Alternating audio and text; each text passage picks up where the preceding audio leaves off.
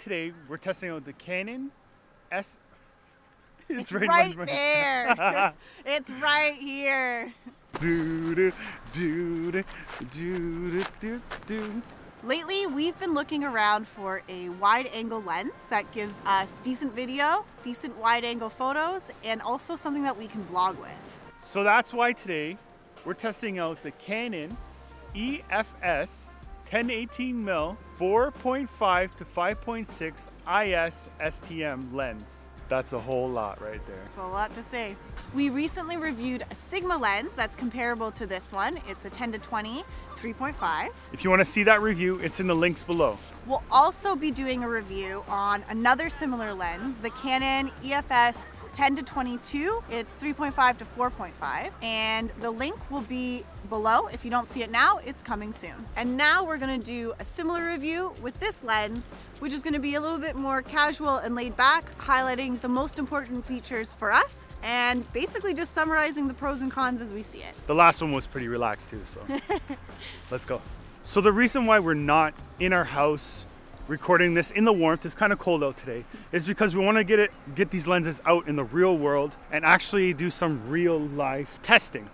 See how it really adapts to the lighting and the environment outside, so you can see for yourself what it looks like.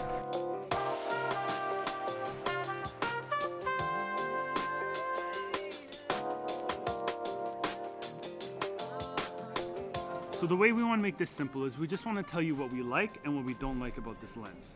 For our purposes and for the reasons we said we want to use it. Right. The first thing we like about this lens is the price. It's pretty much half the price of any other lens that's a wide angle for a crop sensor. The other great thing is that it has image stabilization. Now that means if you're holding the camera in your hands and you turn on image stabilization, for video it makes it a little bit more smoother.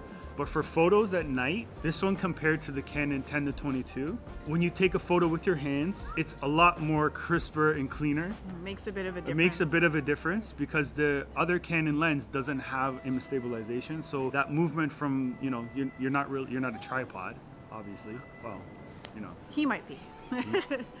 That's an dirty. Why do I always do that?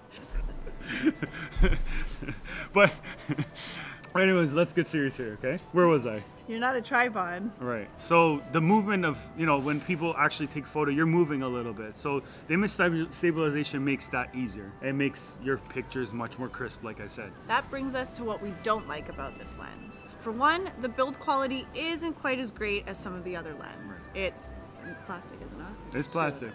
Yeah, it's pretty much plastic. It's all plastic. It's pretty much plastic. Yeah. But for us, it's a little bit better because it's a lot lighter than other lenses. It is a lot lighter. But also saying that with the plastic, it's still a really good plastic. It is. It feels it's not solid. Like it feels a shitty, good. You know, hollow piece of nothing. You know, so it's a decent plastic. It is a decent plastic. Like I said, for the price. Come on. Right. The other thing is that this is a 4.5 to a 5.6, which makes it a little bit less sensitive in low light situations. It's not going to make a huge difference, but you will notice it in really low light situations. But then again, you have the image stabilization, which the other lenses don't. That's going to help with photos. So that's going to help with your photos in lower light situations. Right. So it's kind of a trade-off between the light sensitivity and the image stabilization in low light environments. With video, it's going to make a little bit of a difference with the better lens, or the lens that can handle the lower light. Right. But also with the image stabilization, it's this lens is a little bit more smooth on the, you know, especially when we're vlogging, we're holding with the Gorilla Pod. Right. It not as much as shake. It still shakes a bit, but you guys let us know what you think. If it shakes a lot, you can go like this. I don't think what about the image stabilization now, huh? Anything's gonna stabilize that. So overall, we do like this lens, and we tried the other two lenses, the Sigma 10-20 and the Canon 10-22, before we tried this lens. I just had to get this to see if it was better, because everything I read online, everyone liked it because of the price. Right. What you get for the price is phenomenal. For the quality and for what you get, yeah, it's fantastic. And I think out of the three, we're gonna keep it.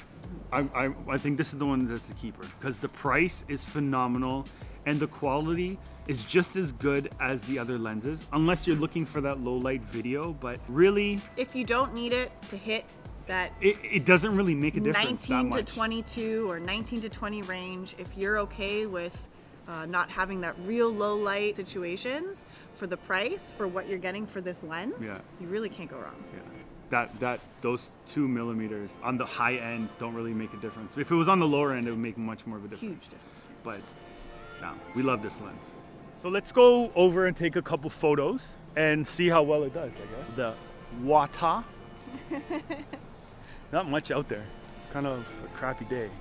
Every day's a beautiful day. Every day's a beautiful Every day's a beautiful day. Isn't it?